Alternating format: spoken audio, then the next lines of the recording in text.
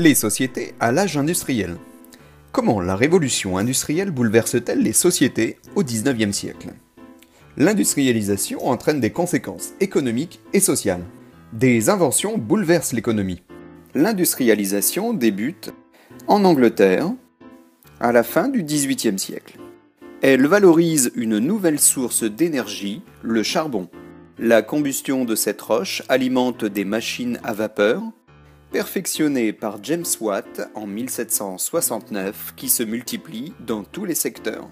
L'industrialisation se diffuse en Europe au milieu du XIXe siècle. Elle s'appuie sur le textile, la métallurgie et le chemin de fer.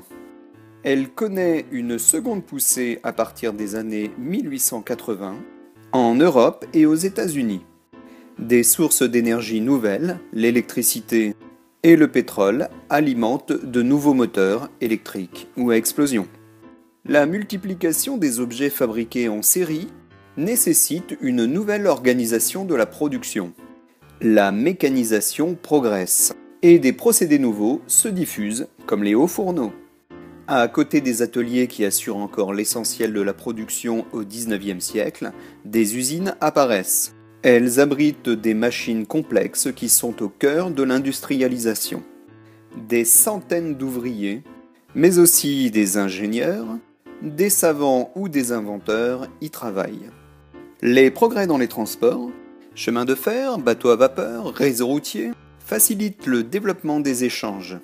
Cela permet le transport de marchandises à bas coût, sur de longues distances, la multiplication des consommateurs et la création de marchés nationaux.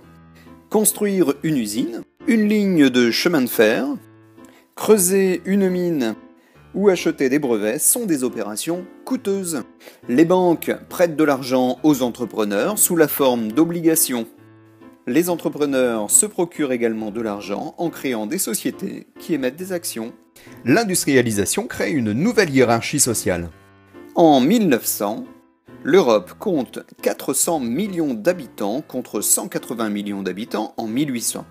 Cette croissance exceptionnelle s'explique par la baisse de la mortalité, grâce au progrès de la médecine, de l'agriculture et à une meilleure hygiène. Du fait de la révolution agricole, l'exode rural fournit aux industries une main-d'œuvre abondante et bon marché, et participe au développement considérable des villes industrielles, comme ici au Creusot. L'industrialisation provoque l'essor de la bourgeoisie d'affaires enrichie par le commerce et la banque. La bourgeoisie devient la classe dirigeante et influence fortement la vie politique, sociale et culturelle. La place des ouvriers grandit au cours du siècle, le terme de prolétaire apparaît, leur vie est dure tout au long du XIXe siècle à cause de l'absence de contrats de travail, de journées longues ou de salaires bas par exemple. Mais la condition ouvrière s'améliore à la fin du siècle avec les lois sociales. Un nouveau groupe social, les classes moyennes, se développe grâce à l'épargne et à l'instruction. Ce sont les employés des grands magasins, les employés de banque ou les employés de bureau que l'on appelle les cols blancs. Les paysans forment encore la majorité de la population, les campagnes sont transformées par la mécanisation et l'essor des engrais. L'industrialisation crée également de nouveaux paysages. Les paysages des grandes régions industrielles sont marqués par la sidérurgie et les mines, chevalement, terrils, hauts fourneaux, fumée, etc. Ce sont les pays noirs. Si l'industrie rurale reste majoritaire, les usines font désormais partie du paysage. L'industrialisation est marquée par un phénomène de croissance, de modernité et de crise. Le niveau de vie augmente dans les sociétés européennes et le progrès technique offre une existence plus confortable. Les ouvriers sont de plus en plus salariés et dépendent d'un patron au lieu d'être indépendants comme les artisans ou les agriculteurs.